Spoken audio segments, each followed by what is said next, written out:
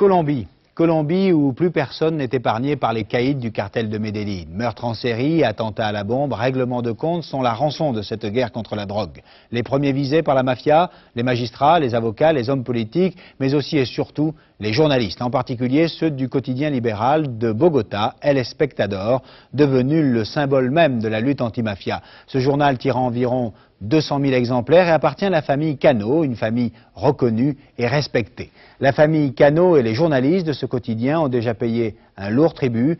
Plusieurs d'entre eux ont été assassinés par le cartel de Medellín. Reporter Marie-Monique Robin, Gonzalo Ariron. Te rogamos, Señor, por los méritos de todos los santos y santificado sea tu nombre. Venga tu reino, hágase tu voluntad. Il était directeur du journal El Espectador et la mafia l'a assassiné. Un an plus tôt, Guillermo Cano avait reçu le prix du meilleur journaliste colombien. Il était le premier à dénoncer la corruption et la criminalité liées au trafic de cocaïne. Deuxième coup de la mafia en septembre dernier. Une bombe détruit les locaux de l'Espectador. Depuis la mort de Guillermo Cano, 14 membres de sa famille continuent sa lutte. Ils travaillent tous sous haute protection. En tête, Fernando Cano, qui a succédé à son père. 4 gardes du corps l'accompagnent en permanence. Sa mère est sa plus proche collaboratrice. Esto es un muchacho que es menos y que no tiene para qué anunciar. Entonces él dijo que él quería de alguna manera colaborar. Entonces bueno, ¿y esto cuánto vale? Menos 1.200 pesos, entonces póngamelo todo el mes. Entonces esto debíamos como ponerlo así, eso no se puede con otro color. Por aquí está el chaleco. Voici mon gilet pare-balles que je suis obligé d'utiliser. Je mène une vie, comment dire, végétative, du journal à la maison, la famille, les enfants.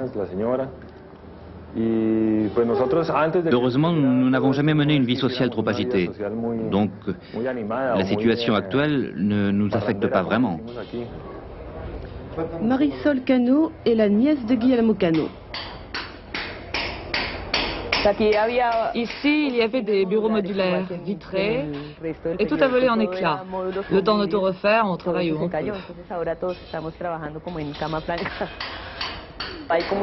On est convaincu que dans le journal, on peut continuer à mener notre bataille, car il faut la continuer. La lutte dépasse les intérêts du journal, car l'enjeu, c'est l'intérêt de tout le pays. Les gens le comprennent de cette façon. C'est vrai, on a tous un peu peur, mais on est là. Luis Rafael Cano est l'un des 3 frères du défunt.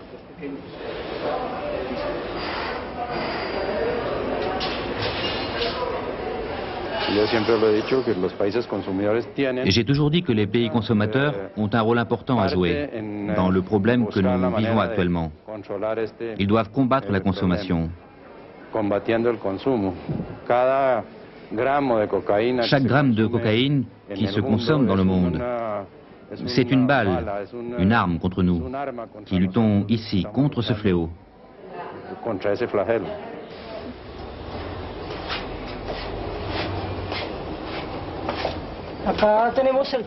On a classé notre fichier par personnage et par thème. Si on cherche quelque chose sur les trafics de cocaïne, avant on trouvait tout sous le thème narcotrafic. Mais avec l'importance qu'ont prise les trafiquants, on a ouvert des fiches individuelles. Voici celle de Pablo Escobar. Ici, on a une sorte d'histoire des différentes drogues dans notre pays. Marijuana, cocaïne, narcotrafiquants. Sur cette fiche, on trouve par exemple 6 septembre 83, révélation sur Pablo Escobar. Dans cette guerre, beaucoup d'innocents meurent. Beaucoup d'entre nous n'ont rien à voir dans cette histoire. Mais on est ici quand même, mêlés à tout ça. Pourtant, il faut continuer à travailler, car si nous, les employés, nous n'appuyons pas les patrons, ils resteront sans défense. La légalisation de la consommation, ce n'est pas une solution? S'il n'y a pas un consensus international dans ce sens, nous n'avons rien à gagner en la légalisant, pendant que les autres pays la répriment. Nous serions encore plus isolés dans notre lutte que nous ne le sommes maintenant.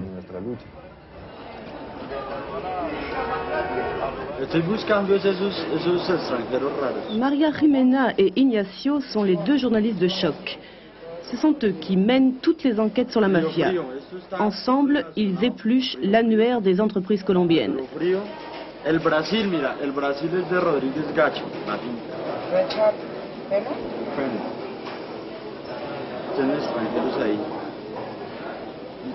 Qu'est-ce que vous cherchez là?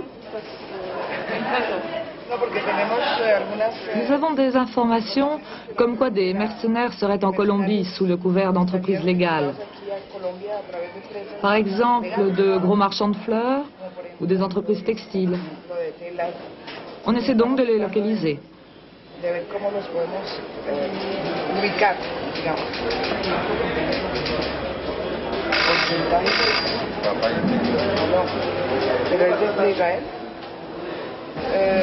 Klein has been requested by a judge here, and he has said that he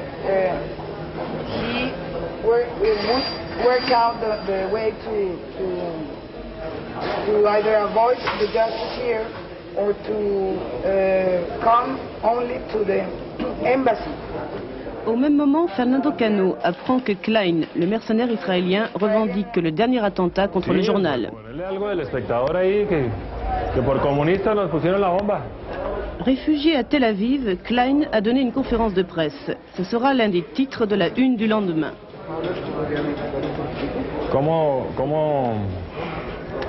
¿Cómo resumimos esto?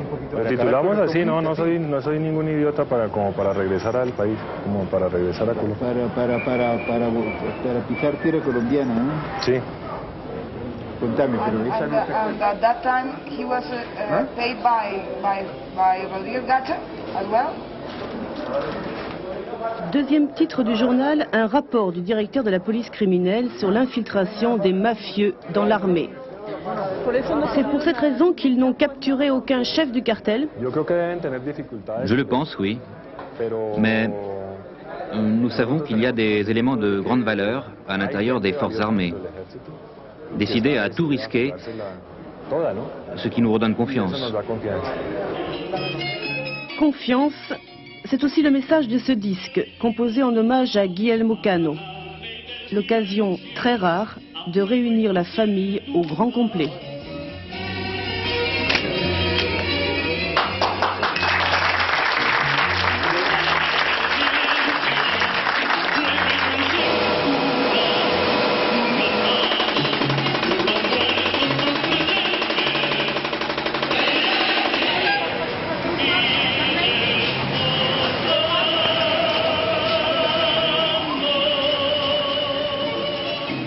Voilà un reportage signé Marie-Monique Robin et Gonzalo Ariron. Gonzalo, c'est un reportage que vous avez tourné, je dirais, entre deux attentats. Quelques jours après une explosion dans les locaux de Surjournal et quelques jours avant l'assassinat de deux journalistes de ce même journal. C'était la semaine dernière.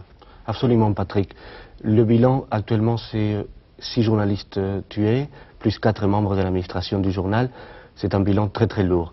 Il faut dire que le combat qui mène le spectateur, c'est le combat de la majorité des Colombiens, silencieux, profondément démocrates, et qui croient dans la force des mots, de la vérité contre la force des balles des mafieux de la cocaïne.